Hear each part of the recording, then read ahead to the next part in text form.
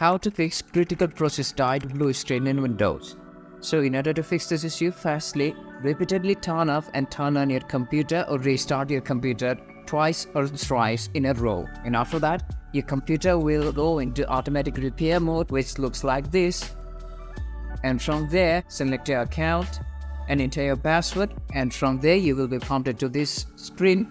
From there, select Advanced Options, select Troubleshoot, and select Command Prompt. And under Command Prompt, type these commands: sfc /scan now. And after the scan is completed, the next command to type is chkdsk